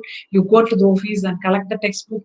So when I give an engagement for him, he believes that I have confidence in that particular child. So he will naturally believe me and naturally try to follow my directions later. Sometimes planned ignoring is necessary. Whenever there are some attention seekers in the classroom, they continuously make problems so that they want to get attention by the teacher and attention of other students. So in those cases, initially, please note, initially, we can ignore their activities. After 2-3 days, naturally they will get a feel that the teacher is not bothered about my activities, so I will stop. In other cases, if he is continuously making disturbance in the classroom, we have to call personally and intervene or make an intervention strategy for him. Sometimes a tactical pause, a purposeful pause in the classroom is enough to make a change in the behavioral pattern of students. You all are familiar with these methods. And of course, nowadays we know that the multisensory and multiple task-oriented teaching is the best method to get pupil participation in the classroom. Different from people belong to the age group 40 plus, the present generation, they have the capacity to multi-sensory approaches. See, they can listen the music, they can attend the class, they can do the homework with the hands simultaneously. And they are born like that. Their multi-sensory skills are very high. So they want to do tasks with multiple orientation. As teachers, we have to plan strategies like that. Something should be there to listen. Something should be there to see. Something should be there to do. And these sort of multi-sensory activities are to be planned. Then active engagement can be ensured. We all are familiar with the learning styles of the students. And some students are auditory learners. They want to listen. Some are visual learners. They want to see everything. Some are kinesthetic learners. They want to do something. A class is a heterogeneous mixture of these three groups. So as a teacher, we have to plan these different activities and a harmonious blending of auditory aspects, visual aspects, and kinesthetic activities are necessary. Teachers should be a person with a mature ego with equilibrium. Distorted ego of the teachers are important challenges for the students so that the students also develop distorted ego. So try to develop a mature ego or an ego with equilibrium in the sense that the students also develop a mature ego, an integrated ego. Compassion and tolerance are not signs of weakness, but signs of strength. I have already mentioned the importance of visible kindness in a teacher. While we are in a classroom, we often are tempted to become aggressive. But the quote by Dalai Lama says, tolerance and compassion, these are the strength of a person. So if you believe that you are a powerful teacher, then that should be displayed through the compassion and the tolerance you display in the class. You demonstrate in the class. Naturally, the students will internalize that compassion and tolerance, and they will try to become the ambassadors of peace. They can live harmoniously in any society. When we think about behavior, I believe that behavior is a combination of intelligence, knowledge, and beauty. We all like people with these traits. I like a student with good intellectual potentialities. I like a student with good knowledge. And of course, the student has a wish that beauty is to be there. So intelligence, knowledge, and beauty are the three attributes that our students always wish to develop. And our parents also like their children should develop this intelligence. The children should have adequate knowledge, and the children should be good looking too. But if the behavior is good, that is an indication of intelligence. A person with good intellectual potentiality can behave well in all situations according to the needs of the situation, requirements of the situation. So an intelligent person can behave well. And the behavior is an implication of the knowledge we possess. If I possess adequate knowledge, my behavior will reflect that. What is beauty? Ultimately, beauty is reflected in the behavior of a person. So when we interact with our student community, where the students want to develop these sort of attributes, the teacher can guide them to develop good behavior, which is a combination of, which is a harmonious blend of intelligence, knowledge, and beauty. So by displaying desirable behavior, we can demonstrate our intelligence, knowledge, and beauty in any situation wherever we are. When we try to make modification in the behavior of the teacher, please identify the fact that, realize that teachers should be an ability magnified. See, this is how sand looks magnified up to 300 times. We know the sand is not very attractive, but when it gets magnified with the help of a magnifier, see how beautiful each one is unique, with different colors, different shapes, different structure. So when we try to magnify the maladjustment of the students or the behavioral problems of the students, that will be negative for them. But as a teacher, if I can magnify their abilities, if I can magnify their potentialities, they will become beautiful creatures. So the teacher should be an ability magnified. Identify the abilities of each student by promoting and encouraging the abilities. Naturally, the students' disabilities or inabilities can be minimized or reduced. So I believe that teaching is the process of empowering the self to empower other people. As a teacher, when I try to empower myself, when I try to motivate myself, when I try to make modifications in my own behavior, naturally, I am trying to empower other people by helping other people, by modifying the behavior of my students in the classroom. I am trying to empower my students. So when I try to do all these sort of empowerment process through different behavioral intervention strategies, there are many challenges that naturally make challenges in our classroom, in our interactions, but believe in yourself. We all have learned the Leishable Principle, or all science teachers are familiar with that. Leishable Principle. That is highly applicable nowadays because in chemistry, we learned the theory of Leishable Principle like this. Whenever a system in chemical equilibrium, whenever there is a disturbance in its pressure, temperature, or concentration, the system will naturally try to maintain the equilibrium by counteracting with the variations. This is Leishable Principle. So in a chemical equilibrium, if the reactants have the potentiality to maintain the equilibrium by making certain counteractions, this is applicable to human life too. We all are certain systems, and we are continuously disturbed by different issues in the classrooms, different personal issues, natural calamities, or the problems emerging from COVID pandemic like that. These are disturbances for the system.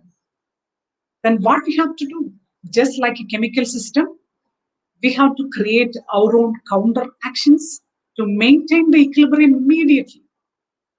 For that, we have to develop self-regulated thoughts. We have to develop optimistic thoughts. We have to develop positive emotions. So this sort of maintaining equilibrium, that is essential nowadays to make modification in the behavior of the students. If the students get it and get an opportunity to see a teacher with an equilibrium state, naturally they will try to maintain equilibrium by imitating or by modeling all these things. So this is the role of the teacher. Teacher should be a role model. We usually use that terminology. So this is role model. And I hope that through these different ways, we can help our students to develop desirable behaviors by making continuous introspection, continuous self-check. We teach us how to identify our own errors. We have to collect feedback from other people so that we can make modifications in our own behavior. And at the same time, we have to find opportunities in our classroom to help our students to make modifications in their behavior. Thank you for your patient listening. If you have any doubts, now you can interact with me.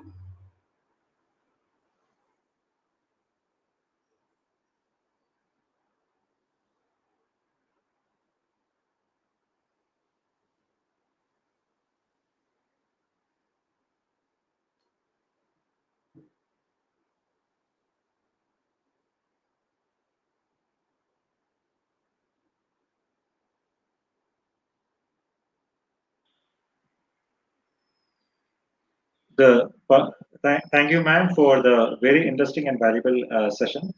Now it's time for the questions and answer session, and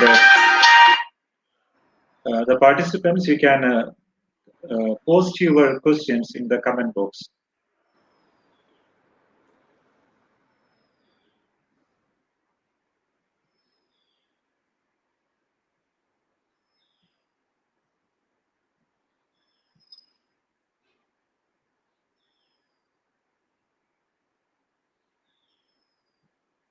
And there was a question. You talked about the behavioral management in the physical classrooms. As you know, in the last 1 year, and the teachers, they are facing much more problem than that when they were in the physical classrooms, because in the physical classroom they were able to, in a way, have a little more control over the behavior of the students. But an online virtual platform, it's very difficult for the students to get engaged. So how this can be overcome? Yes, this is the most important challenge that we face nowadays while we interact with online. As you know, I have mentioned that by attending, by observing the eyes of the students or by observing the faces of the students, we get a feedback related to our classes and their way of participation in the class. But nowadays, when we use the online mode, we don't get such opportunities to identify the facial expressions, and we don't get adequate situations whereby we can intervene properly. So, what is the only way to interact with the students? Let them speak, let them express their emotions through words. When we don't get opportunity to observe the emotions, then we have to identify, we have to find out alternate modes. What is the next mode? We have to listen them. So we have to spend more time, or we have to set apart more time in our schedule so that we get, or we ensure students to speak to us, and from their conversation we can identify their emotional states, their apprehensions, their thoughts, like that. So I think we have to provide more opportunities for them to personally speak to teachers, or personally speak in their online mode, so that we can listen to them. Since this is the only mode, audio is the only mode available nowadays. It is not possible to identify the facial expressions in a right manner while we are in online mode. So it is better to listen our children so that we can make appropriate interventions according to their needs or anxieties or their feelings, so that we can help them to regulate their emotions. Okay, ma'am, as you are also counselor, there's another question regarding the stress that the students are undergoing these days, because they were not used to this online platform for during their time, and now as they are forced to go through these online sessions, and as well as to cope with the stress of not having an opportunity to socially mingle with their friends. So all these sort of challenges are creating stress in our students. So how this stress can be overcome, especially during this pandemic time? Yes, there are two aspects to be addressed. One is what are the different ways by which we can develop the social skills among the students, and the second thing is how to reduce their stress levels. And when we analyze the peculiarities of the adolescent stage, where they want to make friendship, where they want to move outside, where they want to engage in outdoor games, like that, they are totally restricted from all these things. And when this will naturally develop different sorts of stress for them. And we have to identify that first. They are under stress. That is to be identified, and we have to deal in a very compassionate manner related to that, and help them to deviate their thought process, or attention deviation processes are to be practiced among the children. That is, while their attention is wholly or totally related to this screen-based activities, digital screen-based activities, we can assign, planned assignments can be given where their eyes are away from the screen. For example, we can give an assignment, look at your environment, identify the different types of levels, how many petals for a flower, for different petals, different types of petals, and how many of you can identify a plant by touching the leaf?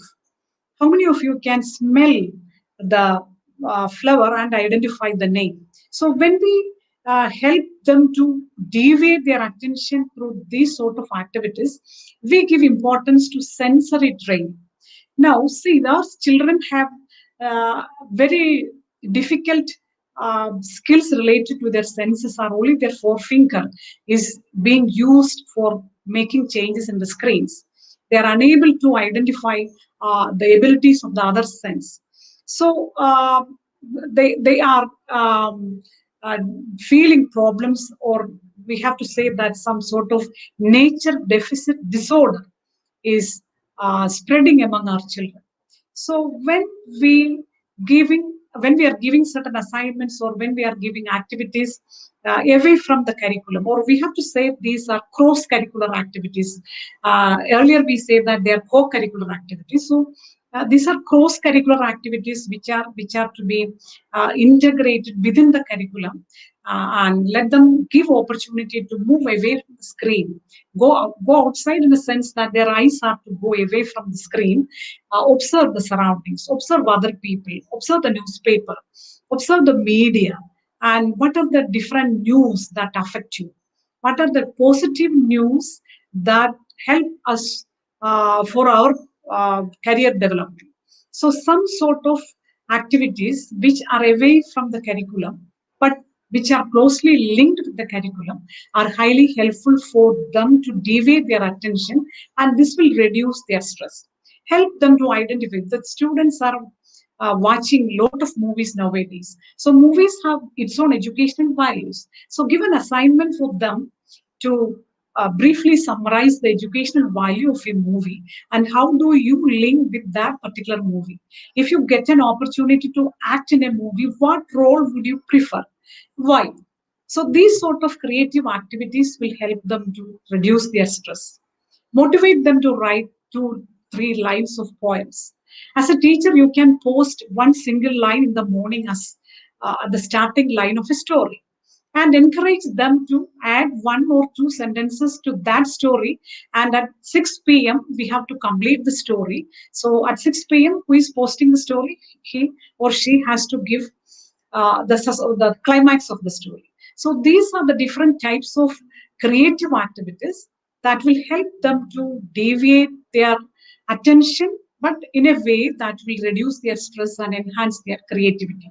So I believe that all teachers have to think creatively, so that these sort of creative tasks are to be a part of daily activities of our school programs while we follow this online. Thank you. Wonderful. Father, if you can find any other questions, you can kindly read it out.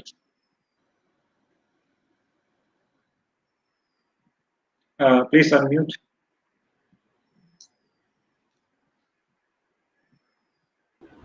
I think there was just one question posted by Priyam Mishra.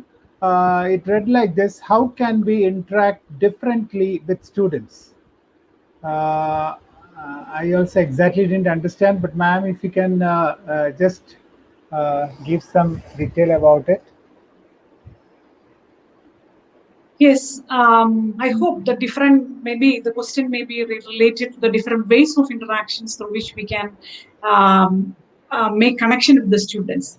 Of course, nowadays it is the online mode only, and we, as I have mentioned earlier, the auditory mode is the most important way of interaction with the students. So when there is importance to the auditory mode, we have to, as teachers, we are giving our voice to the students, so we have the responsibility to listen their voices too. So we can select, or we can help them to express their ideas and emotions orally, so that we can listen to them. And when we use these online modes, of course, we have different WhatsApp groups and different other chat medias whereby the learners can write their comments, write their apprehensions, write their feelings too. That also can be used.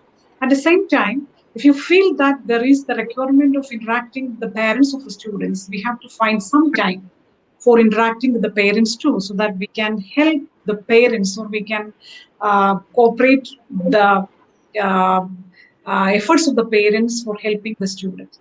So these sort of interactions are necessary. Sometimes we teachers can make a team teaching for the students, because while we are in online mode, it is very easy.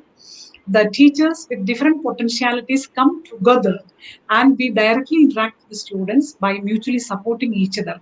And it will be a different entertainment for the students. It will be like an infotainment where information as well as the entertainment together that comes together. So the different teachers can come together and collaborate for communicating with the students. Even a teacher of arts can sing a song, then the chemistry teacher can teach for a while, then the physical education teacher can come and give some exercises for them so that they get a relaxation. So these sort of team teaching can be planned in online mode that will make a change for the students. Right? Okay, thank you. Okay. Ma'am, we have just two more questions. That is, what is your opinion about maintaining a learner's profile? Pardon? What is your opinion about Learners? maintaining a learner's profile? Profile. Maintaining a learner's profile. Right. Okay. That is a globally accepted method of identifying students' potentialities. Preparing the learner profile, that's good. But when we prepare the learner profile, what are the most important components to be added and what are the priorities to be given, that is to be identified. There are some teachers who prepare profile by giving too much importance to including the details of the family or cultural background like that. That may not be highly helpful for helping the student. We have to identify that, but when we try to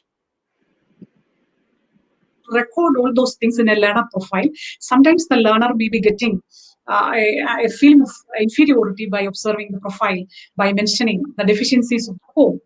So priority should be given to the individual aspect of the student in the way by which what are the most important potentialities of the child, what are the merits of the child, what are the skills I have observed as a teacher during my class time, what are the talents I have observed while the student was playing in the playground, what I have observed while the student was staging a performance. So while I am able to highlight the merits of the students, naturally that profile will be used by the student himself, and that will act as a tool for reflection. That's a reflective tool for the student. The student will try to maintain it for a longer period because all those meritorious aspects are mentioned in the profile. And at the same time, the teacher can maintain another personal diary, which includes the weakness or the challenges of the student where the teacher has to give more attention. So that should be maintained as a personal diary, and that can be utilized according to the situation. But when we try to keep a profile of the learner, we can prepare it by adding the different elements, the physical aspects of the learner, the height, weight, like that, the physical skills, what are the different sports activities in which the student has interested, then what are the emotional aspects, emotional strength of the student, confident, able to cooperate with other people, like that. Then what are the intellectual potentialities, has the academic aspects, has good academic achievement in science, like that. So what are the different contributions of the learner in the class? The learner was the leader of this particular group. The learner prepared a chart for this particular activity. The learner was a participant in the play, the role play for this particular aspect. So when we prepare this type of learner profile, that would be highly helpful for the student to make a reflection upon his own progress. And this is very nice practice to be followed, but we have to follow all the ethical practices and the ethical principles behind that. That is why I have mentioned that all those negative aspects are to be maintained as a personal diary for the teacher. So a learner profile will be highly helpful for the teacher to identify the learner, and that can be used as a report for the student to compare his self with his prior activities, previous academic year, like that. So that is to be promoted, but the preparation to be done with utmost care.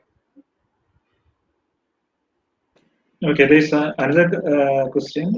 In online classes, how can we develop the correct gesture and posture in students?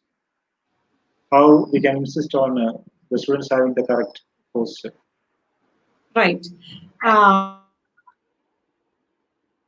See, I don't know what is the practice in our classrooms. Anyway, I believe that we have to provide at least 20-25 minutes so that we can see them by unmuting their video.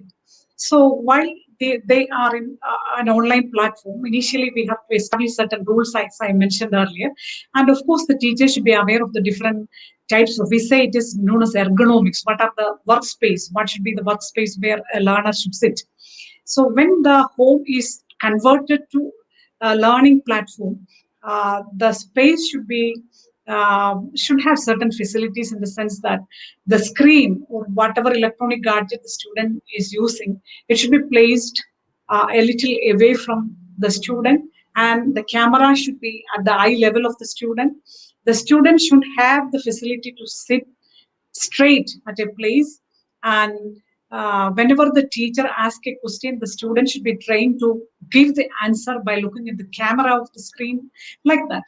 And when we say that the students have no familiarity with the online mode, initially we have to establish this type of code of conduct, or a training is necessary for helping them to use this. And the screen should be away from the light source, in the sense that no light should reflect upon the screen. The light should face upon, it should be upon the face of the teacher, upon the learner. And the screen, if more light is falling upon the screen, we cannot see the faces of the student, face of the teacher in the right aspect. So these are some technical aspects to be given to the student, and we have to give a particular time for unmuting the video. And if I ask the question, let the student come by the right manner, so that I get a chance to see the face. And if I cannot see the face, I can invite his attention that I cannot see your face. Please come forward. Please sit straight, like that. So I think more opportunities are there while we attending this online mode, so that we can see or correct their gestures. And if you get an opportunity to get a parents meeting and provide awareness for them too, that the students need a sitting space or sitting place where they can sit straight to attend the class. So sit straight, look at my face, have a pleasing face, please smile. All these sort of directions can be given while we attend in an online, because students know they are being watched through the screen. So the teacher can make the comment, I cannot see your face in the right way, so please come forward, please make a smile so that I can see your pleasant face, like that. So the sitting posture can be regulated like that. So and physical education, this is the responsibility of the physical education teacher to develop appropriate posture for the students. And I think we all have yoga practitioners in our schools, or maybe the physical education teacher is handling this. Of course, we have to give a time for those teachers to interact with the students, to give certain exercises, to maintain appropriate posture for them, like that. So the physical education teachers have a significant role in online mode teaching too. Let the physical education teacher be trained in giving 2-3 minutes exercises or different sort of exercises for the students, so that they can engage in a very positive manner in the online classes. So this is one important method by which we can identify the posture aspects of the students. Even though there are limitations, we have to identify alternate strategies, and we have to make them aware of the importance of the posture while they are in the online mode. That is not a part to be ignored. We have to provide appropriate awareness. Thank you. Ma'am, there are a few more questions. Another two related questions. It's It's about the neutral type of child. Some students who are adamant and indisciplined can be in neutral category. We cannot leave them. They get motivated externally. Who should be the teacher's role? What should be? I think it should be. What should be the teacher's role with respect to them? And another question: how can we encourage a neutral type of child? Okay, a neutral type of child may not be very hyperactive or may be making disturbances for the students. Who is a neutral child? Neutral child is a passive child. There are very few students like that. We can easily identify them during the primary classes itself. Neutral child is a child who is unable to interact with the students, not cooperating with the students in group activities, not interested in playing in the playground. So maybe trying to having the lunch alone, not interested in talking to other students, not interested in approaching the teacher, and all these sort of indifferent behavior is related to a neutral child. Sometimes a teacher, a student, if it is hyperactive or disturbing other people, he might be having positive or negative attitudes depending upon the situation.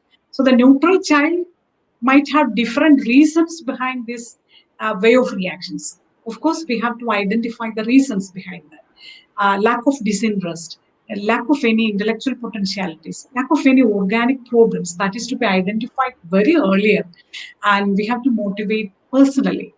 If as a person, if I identify that he is skilled in any minute activities, then I have to encourage that so that I can get the participation of that student in the class. So even the minute aspect of the learner is to be identified. If he is a neutral student, then that is to be motivated, that is to be highlighted. And through that, we can bring the participation in the class. And I can purposefully select 2 or 3 students or peers in the classroom to interact with that particular child. I have to give directions to that children that you please interact with this particular boy. You include him in your activities, you include her during your lunchtime, you talk to her also, like that. So purposeful interventions of the peer group, that also will be highly helpful for motivating the neutral child. Okay. Ma'am, we have a couple of questions. How can we have an authentic online assessment of students? And related to that, we have what evaluation model exists for our higher level education system? It's a real problem that all the schools are facing. Online assessments are a real problem. So what do you feel and what we can do for that? Yes, this is the most important problem we are addressing with the online learning. There is no authentic assessment method so far developed, I think, is helpful for assessing through the online mode. If we give an online test, we know that the participation of the parents is highly, what to say, undesirable participation of the parents we can see. And sometimes the answers are completely dictated by the parents, and students are writing that. And that is not object. We are not able to assess it objectively. So this sort of authentic assessment is not possible nowadays. But there are some universities or some higher education institutions where online test papers are conducting, where the invigilators are from outside institutions, and all these online questions are of multiple choice nature, and then naturally that will be recorded, and that output can be assessed. But is it possible to assess all the academic achievement of a learner through a multiple choice question with 4 options or 5 options? That's not always possible. So we have to develop more authentic type of assessments so that we can make it more objective. So all educationists have to think about all these things, and just like in foreign countries, they are depending upon open book test methods, where the students get opportunity to open the textbook, but they have to answer in a higher level, higher order thinking skill questions. I think gradually that will be promoted if we are compelled to rely upon the online modes. So the students are giving questions which are high order, which are related to higher order thinking skills, and the students have to go through the textbooks, and by analyzing the content of the textbook and by analyzing the explanations of the teacher received earlier, the student have to create his own response. So that is actually the construction of knowledge. So that will take time, that will require more training from the parts of the teacher as well as the students. So at present, the challenge is there. We have no authentic assessment methods. Of course, we have the people related to the technology field have to develop some software for conducting examinations where the descriptive type of answers also can be recorded, can be valued properly like that. So we have to wait for that. We have to wait positively that some modes of assessment will be developed soon so that our schools can use that for the assessment of the students. Let us hope for that. But still, that's the important problem. That's why we have cancelled the CBSE plus 2 examination. And while we say that the last 3 years marks are to be taken, the average is to be taken, we cannot totally agree with that. But there is no other alternate strategy. So we have to collectively think about developing different types of assessment techniques when we are using the online modes. Let us hope for a methodology to be developed. Okay. Ma'am, on the points, on the various aspects that you have spoken in today's class, what is your opinion about integrating with the new education policy 2020? Yes, as the chairman of the new education policy, the great visionary, Dr. Kasturi Rangan sir, he has developed a good education policy, and as a whole, it is very attractive, no doubt.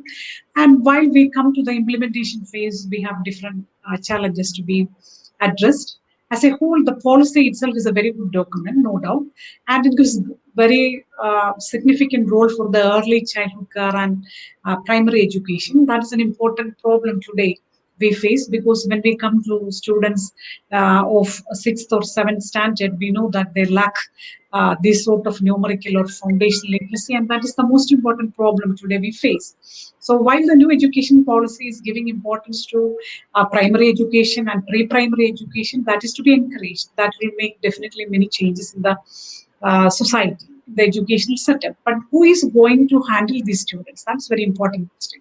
We know in all foreign countries, the primary or the pre-primary teachers are well-paid teachers with advanced training. And whereas in our country, the pre-primary education or the early childhood care is given by untrained and the least educated persons. That will be damaging for the students, and that will make long-lasting impact among our children. And that will create more problems related to their academic interest and intellectual potentialities. So the most important thing is we have to develop more programs to train the teachers at the primary level, pre-primary level. That's one important aspect. And other aspect of integrating vocational education from 9th standard itself or from high school itself, that is to be promoted. And when we come to the other aspects like giving less importance to this sort of entrance examination coaching during the school period, from 8th standard itself, we have different coaching centers are giving training, and our students are giving due importance for the parents are compelling our children for attending this sort of training. All these will be eliminated by the execution of the new education policy. That is good, that is to be promoted.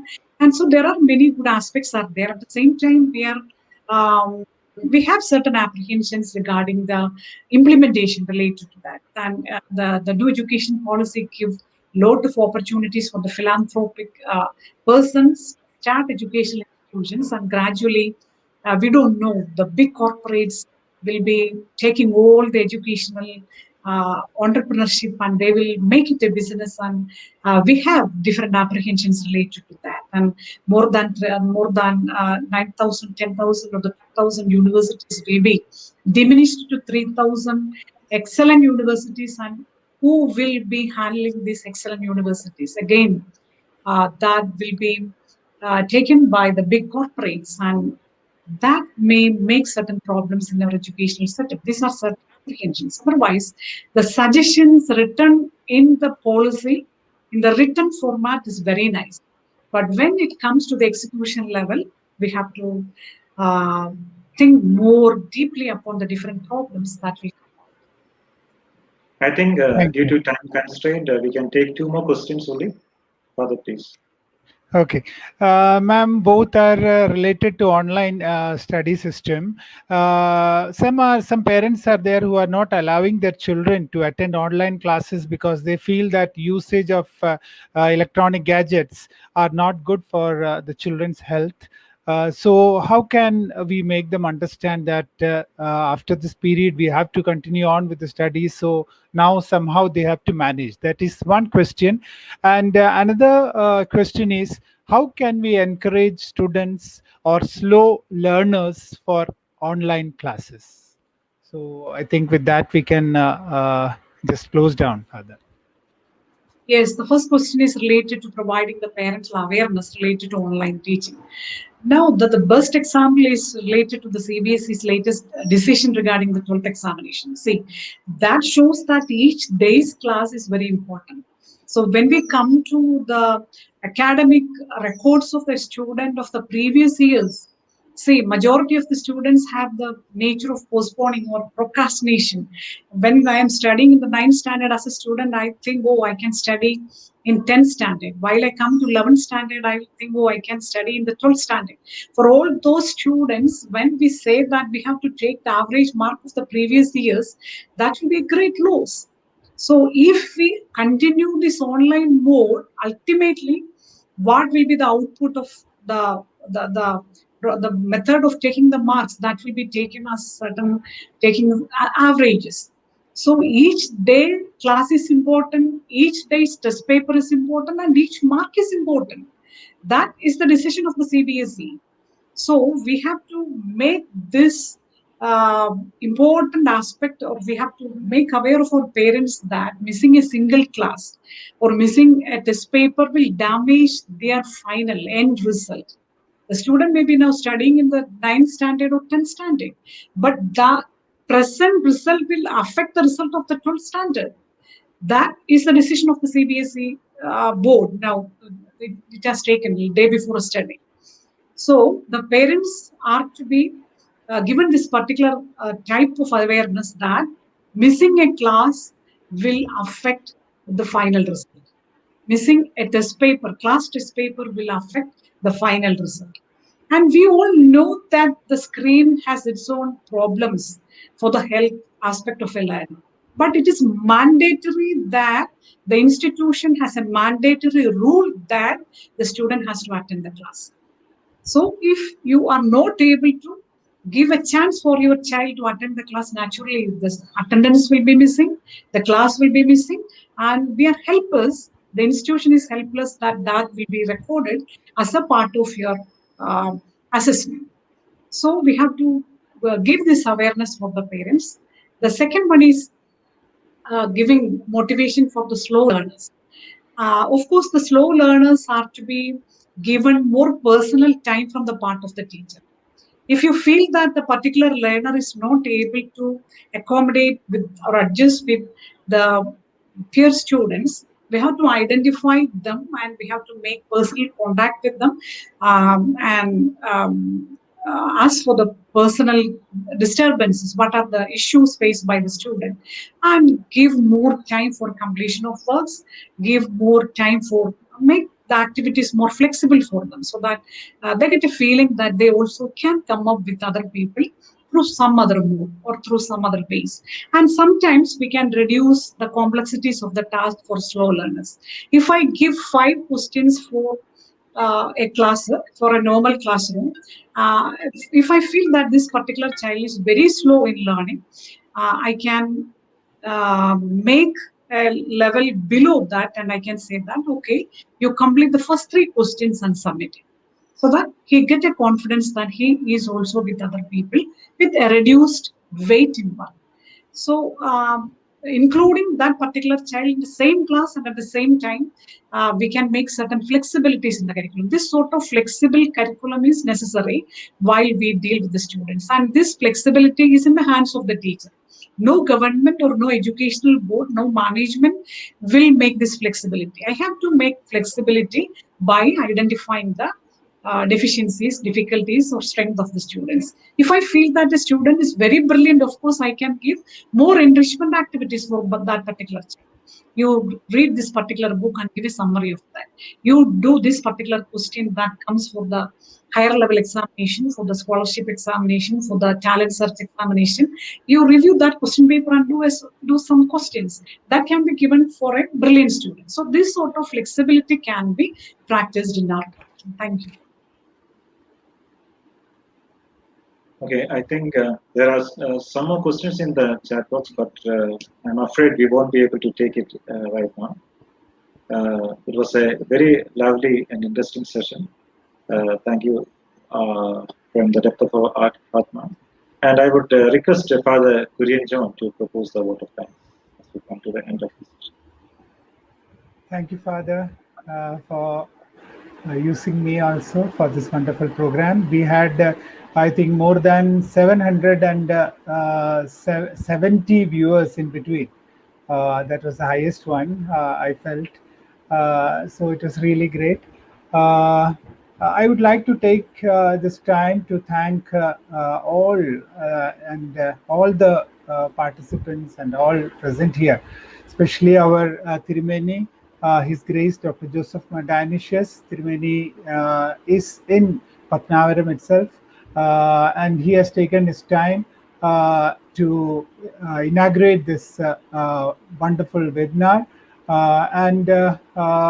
Tirumeni is every time there to see that all the matters of our board is done well, of our education board is done wonderfully, and it goes wonderfully.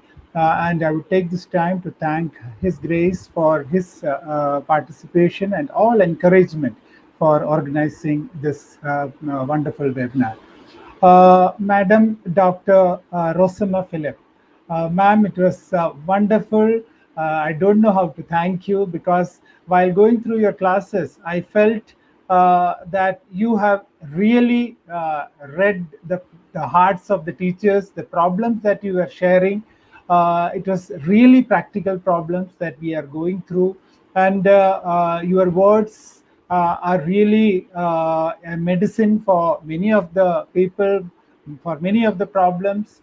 It was really great, and I pray to God that He will strengthen you more and more to fulfill your duties wonderfully, the one that you are doing, and more responsibilities can be done by you. God bless you, and we thank you for the wonderful session that you have taken, the problems faced by the teachers, students, and the management, everything. It was really great. Thank you so much. God bless you.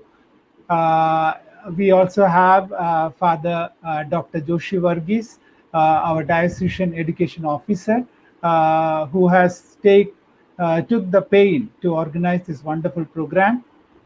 Thank you, Achan. It was a really great thing that you have selected Madam ROSAMMA for the inauguration of this session. It was really great. God bless you, Acha. And all our participants, all the fathers, Reverend Fathers, all the principals and all the teachers. I think that we had people from outside the group also in between. I have seen their comments.